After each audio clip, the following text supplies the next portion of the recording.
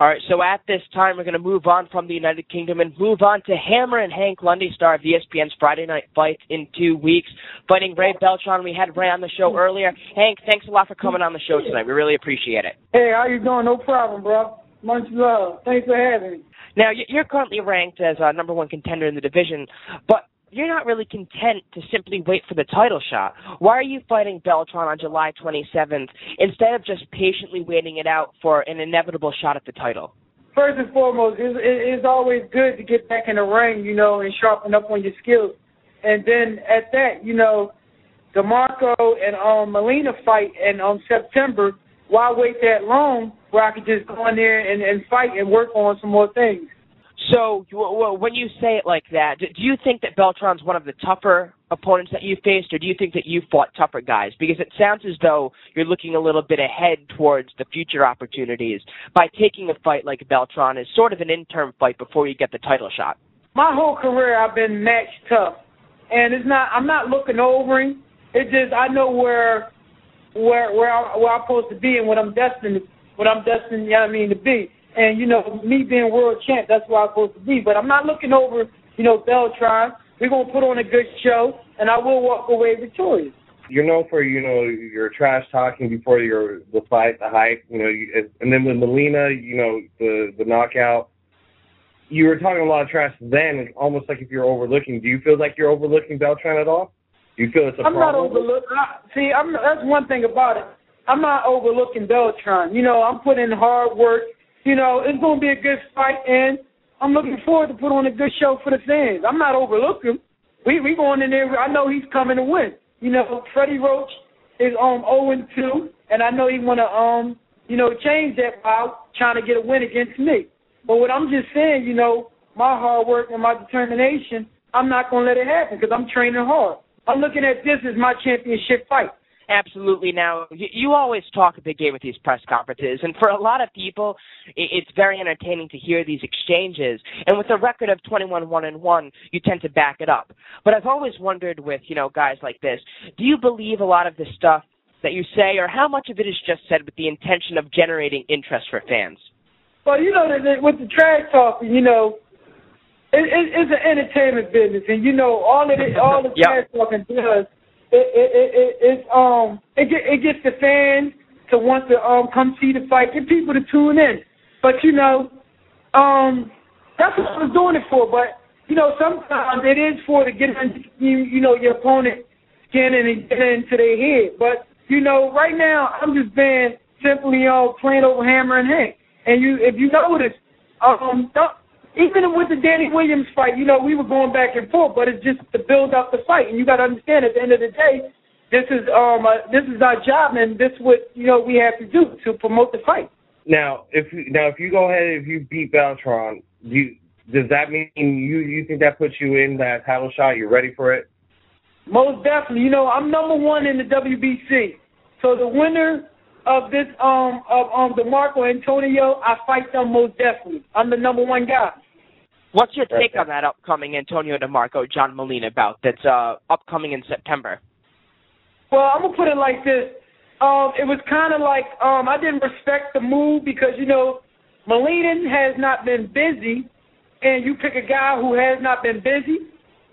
But the flip side of that, I hope John Molina wins, so I can kill two birds with one stone, win the world title, and get my revenge.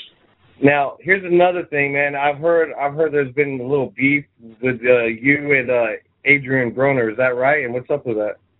Yes, sir. Adrian Broner, he seen somebody in Philly was talking. First of all, I run and duck from nobody.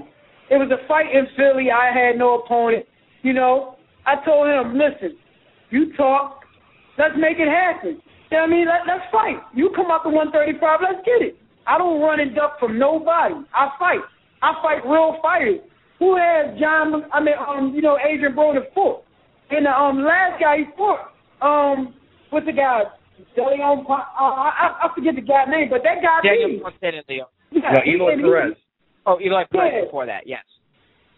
I think it was, what's his name? DeLeon or something like that. Correct. I think he beat Broner.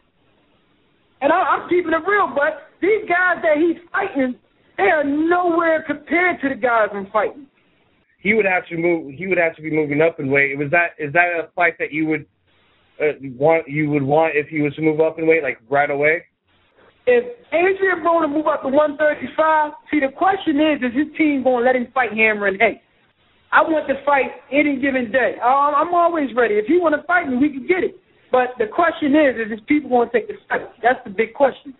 How much would you be willing to concede in contract negotiations? Because you know that with a guy like Broner, he's going to want a lot of the money. He's probably going to want you to move down and to come to his weight as opposed to him coming to yours. How much are you willing to concede in order to get that fight? Well, you know, I can't make no 130. That's out the question. And, you know, he was talking that he wanted to come up. He's moving up to 135 after this fight, so we should meet. I stay at 135 just for him. Well, you know, I'm going to try to go win the world title at 135, try to unify, then move up to 140.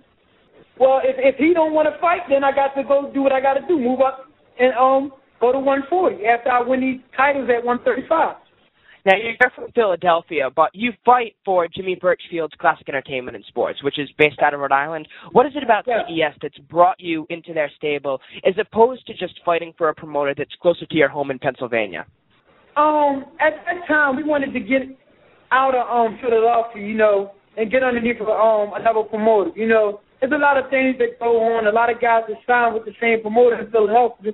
We didn't want to take that route. We wanted to take a different route and go out. And that's exactly what we did. And, you know, I've been with Jimmy since I been pro, and, you know, we had our ups and we had our downs, but Jimmy definitely knows that at the end of the day, I'm the real deal. Like, I'm not Superman. Yes, I may go down in a fight, but when I go down in a fight, I'm popping right back up and I'm fighting my ass off. Excuse my language. You know, you're a proud Philly guy. Where do you put yourself when it comes to top current fighters from Philly?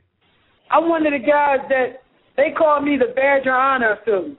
You know, I don't have a big promoter. I didn't have a big promoter. You know, I'm doing everything from the muscle. Everything I have, I got by fighting with my hands, you know. I'm the real deal. I'm the real McCoy. I'm taking the underground route, fighting all the tough guys, and I'm showing the world that I deserve to be world champ. Like the last guy I fought, Danny Williams, he was 21 wins, 16 big knockouts, was supposed to beat me. And I keep on proving and showing these guys that I belong to be world champ and I should be fighting for a world title. Any guy they put in front of me, I'm going to show you something different, and I'm going to go in there and take care of business and show y'all. You said, like, after you captured the title at 35, you want to go up to 140? Would 140 be a lot more comfortable for you? Yeah, 140 is a lot comfortable for me. You know, 135, you know, I do what I have to do to make 135, you know. I'm in the house, I sleep, get my rest, eat properly. You know, I can make 130. It's no problem making 135, but I feel as though 140 is more better for me. I was actually rated number 8 in the world at 140. So I have no problem, you know, going to 140. I had a couple fights at 140 before I start mainly, you know, campaigning at 135. All right, July 27th, ESPN2's Friday Night Fights from the Resorts Hotel and Casino in Atlantic City, New Jersey. Hammer and Hank Lundy going up against Raymundo Beltran. Hank, thanks a lot for coming on the show tonight. Thank you. Much love. Thank y'all for having me. Hank Lundy coming on the Boxing Fix. You, too, can come on the Boxing Fix if you call 347-215-7598. Call and talk anything that's happened in boxing recently, and we certainly had some great fights this weekend.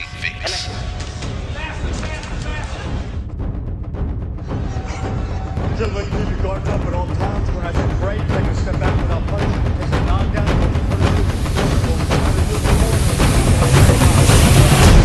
Give me a good, clean fight. Good luck to most of you. The Boxing Fix. For the boxing addicts who are itching for their fix, we welcome The Boxing Fix. Every Sunday night at 5 o'clock Pacific, 8 o'clock Eastern. Join us.